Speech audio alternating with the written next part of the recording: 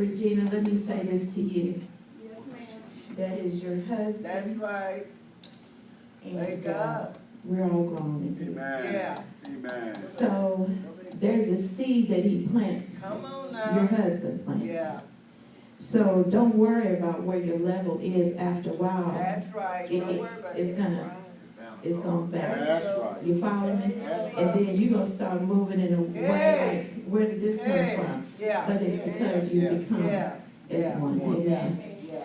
Amen. And so I want to say this. Wasn't that incredible? Amen. Wasn't that just amazing? I keep saying this, and I said, you know what? There's some more preachers in here. There's some teachers in here. There's some evangelists in here. There's some prophets in here. There's all of that is in right here.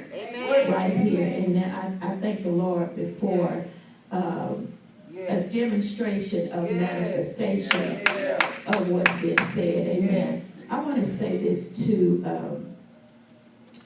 the Mallards. Amen. Amen.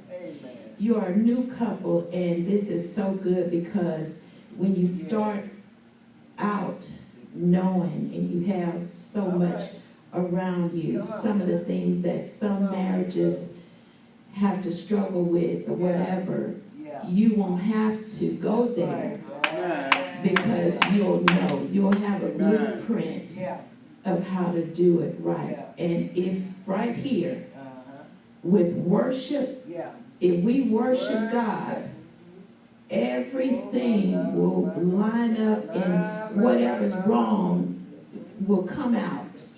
God will purify it. Right. Manifestation will happen when we learn how to worship. This morning, and this is a word, in a closing of the message that I sent to you, I said, baby girl. Did you notice I said baby girl?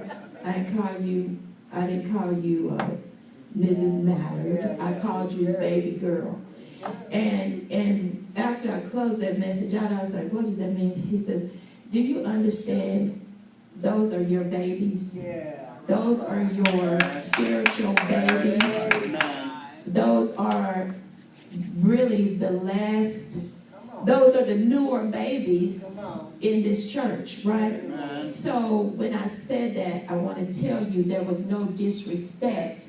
God was trying to show me who you all were to me and Bishop, right? So I appreciate and I love your obedience. When I asked you to do it last week, it was nothing, no argument, no back and forth. It was just a yes.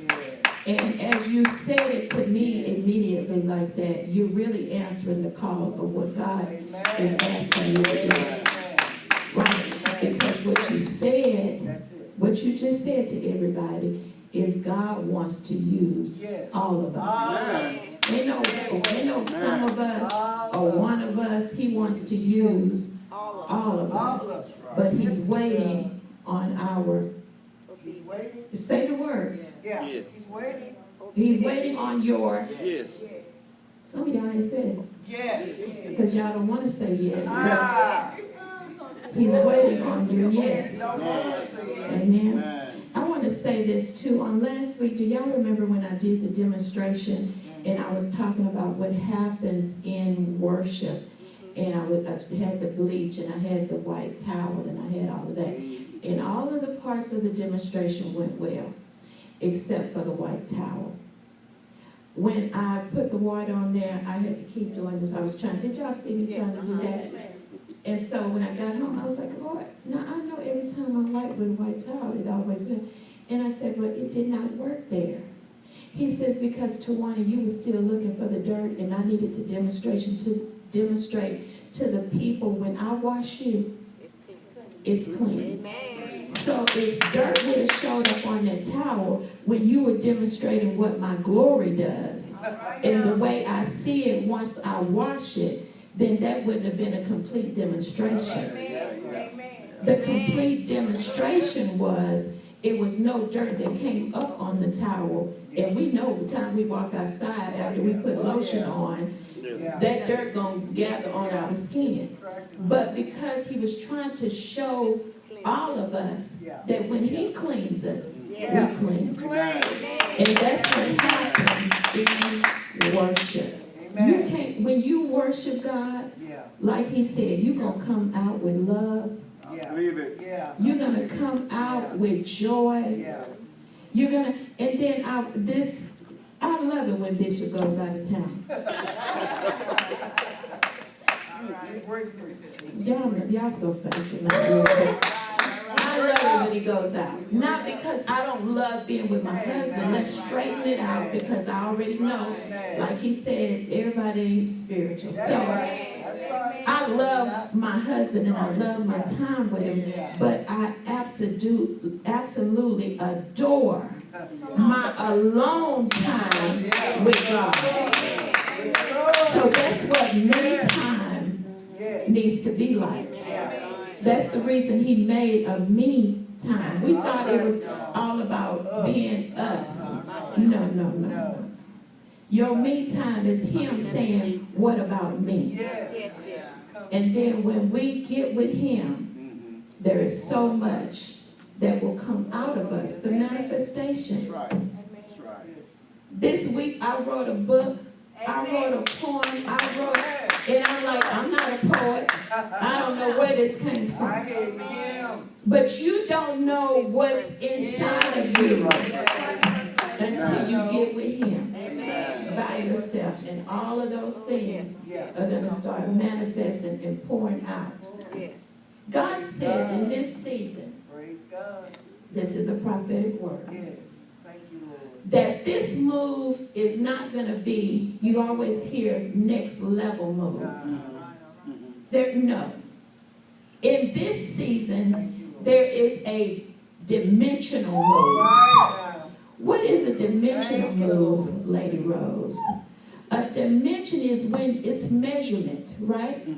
It's the width, it's the height, it's the depth. It's when we go into a deep worship, deep prayer, deep study of the word that comes out with not a revelation that you would just normally get or you've heard all your life. It would be a revelatory word that only comes from God.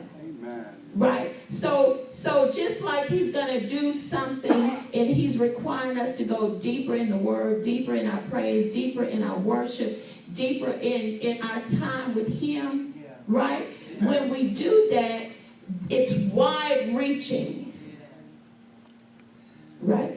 Didn't I say it's the width? It goes down deep, down on all the way down to the tips of your toes. That stuff that we have way down on the inside of us that needs to come. It goes down deep. But then when it goes down deep, it comes back and it goes up so high.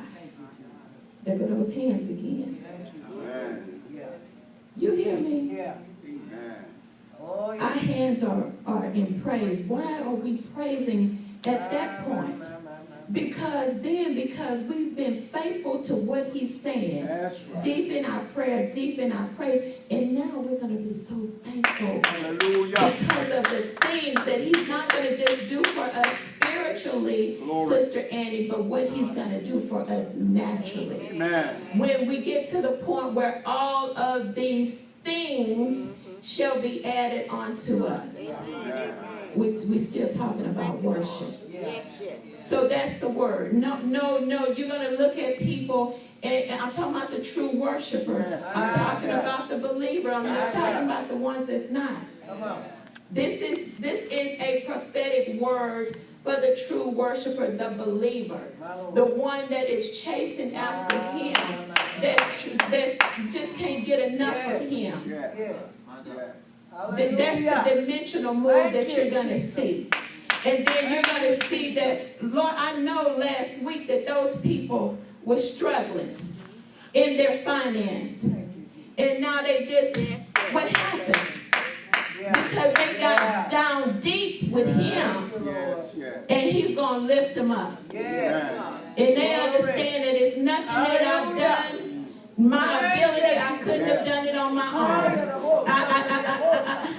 I don't know anything about it. I don't know nothing. You're going to say, I didn't know nothing about business, and your business booming, and you wasn't a business person. That's right. I got. Education, you didn't even finish in areas, and you're going to see knowledge and wisdom that's come from God.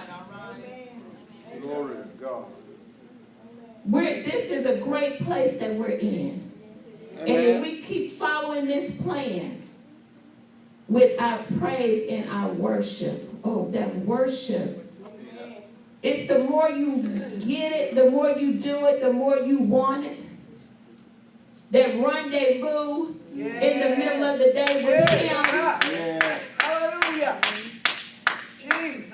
Those secret things that you have on the inside of you that nobody knows about.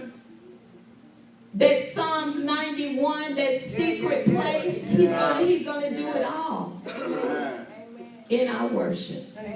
So God bless you. God bless you. Didn't y'all enjoy the night this morning?